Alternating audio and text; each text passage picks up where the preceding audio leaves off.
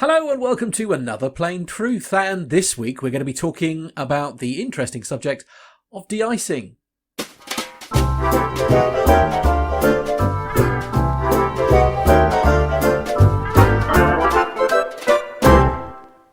Joining me as always is the legend that is Captain Al. Hi Captain Al. Hi Matt, I see you've gone for something that's quite topical at the moment, as at the time of recording we've had a little bit of snow here in the United Kingdom. I mean, I'm used to de-icing a windscreen, and so I was quite surprised really to discover that actually airplanes are often de-iced, but it's not just the windscreens that are de-iced, it's the whole thing, isn't it? Yeah, generally speaking, we're not so worried about the windscreen because our windscreens are heated. But no, we're not so much worried about the windshields. We're actually worried about the wings because, as we've talked about before, it's the wings that keeps an aeroplane in the air. It's the wings that make it fly. We don't need engines to make something fly. Gliders work perfectly well without an engine. But what everything needs in the aeroplane sense is wings. Now, when we're talking about the wings, what we need the wings to be is clean, because any disturbance of the airflow going over the upper surface of the wing is going to destroy lift. And it's lift that those wings create, and it's lift that we want. So just as a sort of kind of simple example, in little aeroplanes, even things like a few dead flies on the leading edge of the wing, that's the front bit, can have a detrimental effect to the performance of the wing. So if you had a whole load of flies, so you get the front of the wing covered in flies, you'll notice it because you might have to use a little bit more power to keep the aeroplane flying at the same speed. So we don't want any snow or ice on the wing, that's for certain, because that's going to be a problem. We have a few ways of dealing with deposits on the wing, and we go into basically two separate categories, which is de-icing and anti-icing. So if we've had, say, overnight snow and you've got snow deposits on the wing, then you could brush the snow off, and if that leaves you with a perfectly clean wing, then that would be okay. Rarely that's the case, but as long as the wing is clean, that's all that matters. And we're extending the wings out to also being the elevator at the back of the aeroplane. So having cleaned the snow off, which you might just brush it off, you might be left with some icy deposits. But if the weather is such that you've got nice blue skies now and there's no precipitation, all you need to do is to get rid of what's on the wings. So you will de-ice them. And the products that we kind of use are anything really. It could be, heated water. Typically we have simple fluids like glycol, and so you'd have a mixture of water and glycol. So the glycol, is that the sort of thing that you have in your de-icing spray that's in the glove box of your car? Yeah, absolutely. And it will just get rid of any of the icy deposits on the wings. And that's your de-icing complete. Now, if having de-iced the wing, you are still in a period of time where you have precipitation, whether it's raining or snowing or sleeting or foggy, then you're going to need to protect that wing. And of course, we're talking about a sort of temperature regime now where you will get ice to form. Then you're going to need to protect the wing from freezing up again. So that's where we get into our anti-icing. So there are various types of fluid. They're numbered like type 2, type 3, type 4, type 5. And in simple terms, the bigger the number, the more expensive the fluid costs, because it's cleverer. And the reason for the more clever liquids is they will give you something called an increased holdover time. Now, the holdover time is a function of the outside air temperature and what form of visible moisture you have, whether you've got snow or fog. And what it will do is it will give you a bracket of time where the manufacturer reckons that their product will be okay for that period of time. So the holdover time is basically a period of time. So it might say that if you treat the wing with XYZ and it's -2 degrees and it's snowing, the holdover time is between 15 minutes and 35 minutes.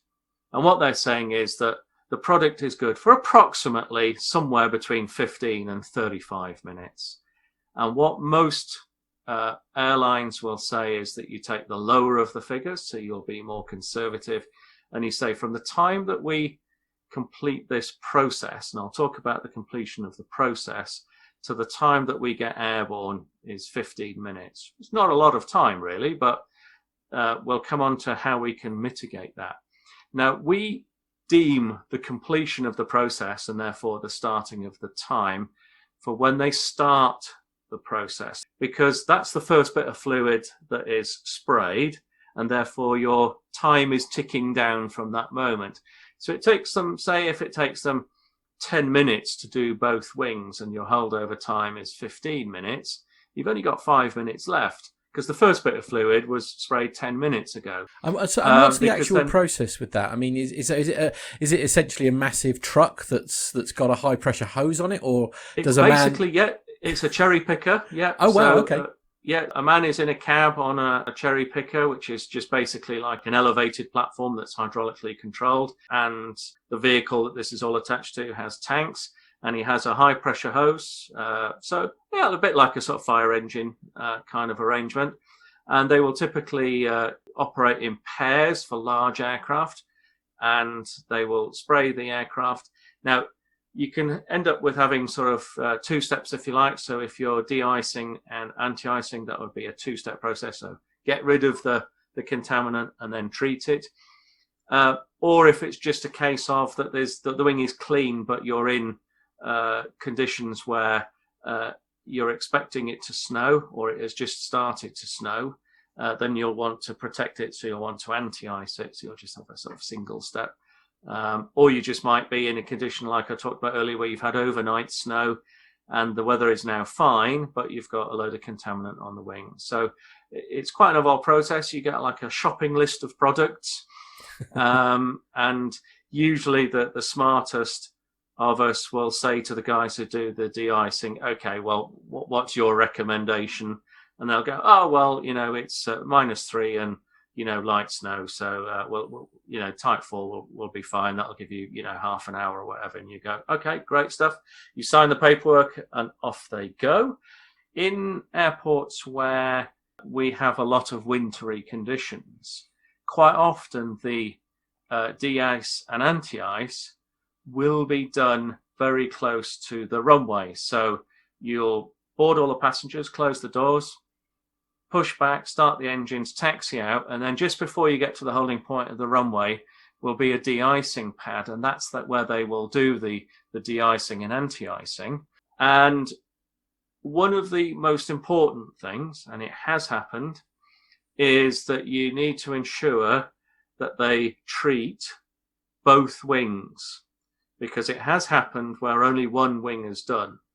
And now you get into a very, very dangerous situation, because when you go to take off, one wing is going to create a lot more lift than the other.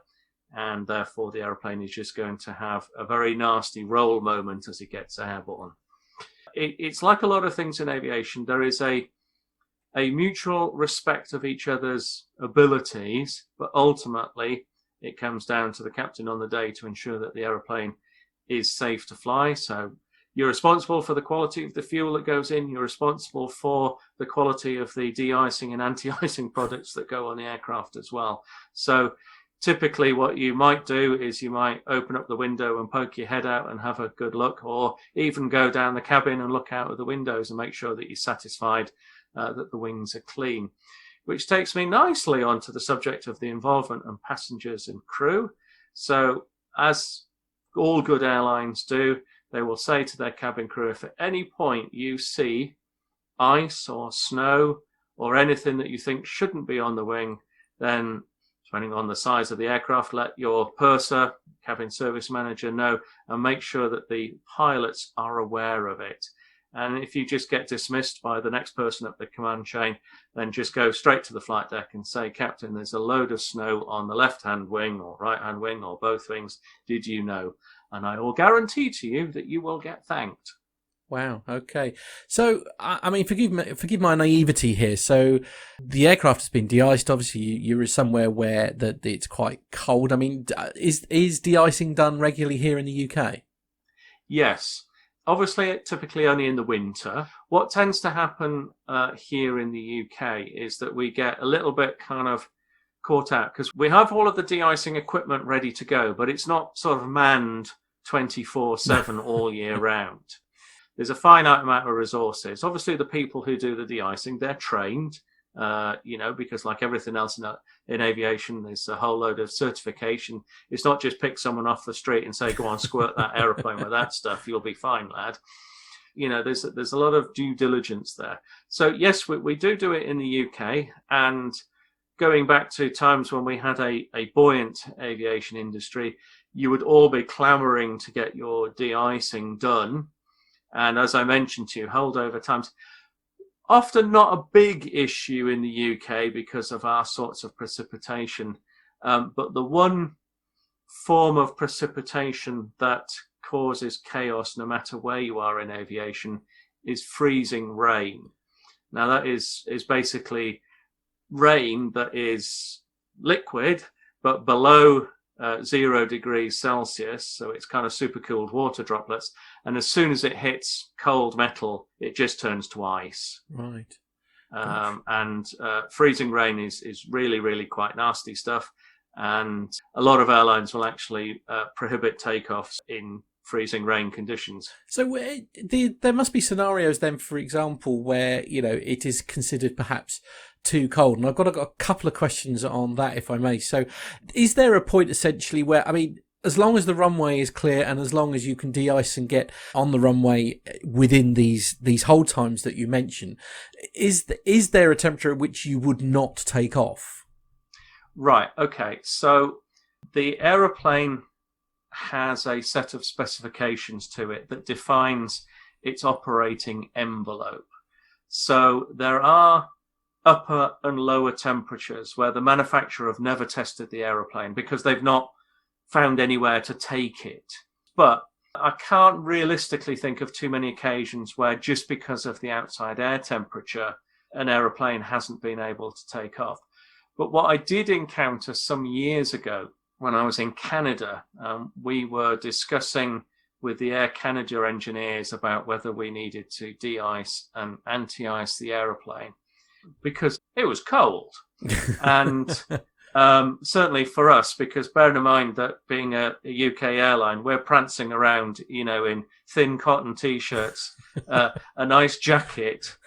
We did have a raincoat. Oh, very good. And of course, the Canadians are there with the moose hats, right. 45 layers of thermal clothing, big boots. We discussed with the guys about de-icing and anti-icing, and they went, "Nah, you don't need to." So we're like, okay. Really? And they went, "Yeah, it's just too cold for ice to form." Oh, wow. Okay. Because if you think about it, as we tend to get really, really cold weather, it gets very dry, doesn't it? Yeah. We say, it's very, very dry. My skin's drying out, etc., etc. So there isn't any moisture left in the air for ice to form, to become iceless. So, final question, if I may, before we bring this to a close. I'm very mindful of the fact when we've spoken before, obviously, that temperatures in the air are obviously significantly lower than they are on the ground, for example. Yes. So, does ice form during flight, and is that an issue? Absolutely. So we are then kind of concerned really on most large jet aircraft about ice forming in the engine intakes, because that's a low pressure area, and we don't want big chunks of ice either blocking up the front of the engine or certainly going through it. And equally, as I've talked about, the leading edge of the wing is quite important. So anywhere where you have a temperature of plus 10 degrees Celsius to minus 40 degrees Celsius, if you have visible moisture, then ice can form. So, for example, on the A320 family, when we have visible moisture between plus 10 degrees and minus 40 degrees in flight, we'll put heated air into the intakes of the engine. So we basically take some of the hot air out of the engine and put it in the intake to prevent ice from forming, or indeed if we've had a little bit of ice, it will melt the ice. And then if we start to notice ice building up on the unprotected bits of the aircraft, which is basically everything really.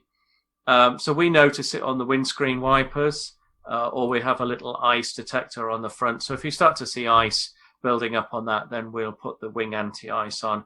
And that again is a hot air device, and it just takes hot air out of the bleed system and puts hot air through ducts over the leading edge of the wing to melt any ice and prevent any ice. Turboprops and smaller aircraft, they sometimes use something like pneumatic boots. So basically it's like a rubber boot. So what you do is you let the ice build up, and then you push air into these boots, which are like balloons. The boot expands out and breaks the ice off and then retracts. So if you're flying on a turboprop and you're getting hit by big chunks of ice, it's coming off the leading edge as you break it off. And similarly, you have a similar device, usually heated or liquid on the propellers. But yep, ice certainly forms in flight, and you can get quite a lot of ice on an aeroplane. I have landed some years ago at Manchester, and as the passengers were disembarking, large chunks of ice were falling off the fuselage onto the ground. But they weren't on the important bits. They were just on the peripheral bits, if you like. You can get ice buildup on the radio antenna, which can cause lots of problems there, but that tends to break off reasonably quickly because they're quite slippery surfaces. One of the things that you can do is go faster, because the faster you go, the more friction there is, and therefore the hotter the skin temperature is. So even though it might be minus 60 degrees Celsius outside, it's actually the skin temperature that we're interested in. So because of friction, the skin will be warmer than that. It might only be as cold as minus 35. Well, a really complicated subject, expertly answered. Thanks, Captain Al. My pleasure. If you'd like to watch more from our great series, then you can do that by pressing here. We've also created you a playlist with all the Plain Truth episodes, and you'll find that just here. Why not like and subscribe to our channel? That way you will be notified whenever we post our great content. Or if you've got a question that you'd like Captain Al to answer, then why not pop it in the comments box below, and you may well feature on an upcoming episode of The Plain Truth.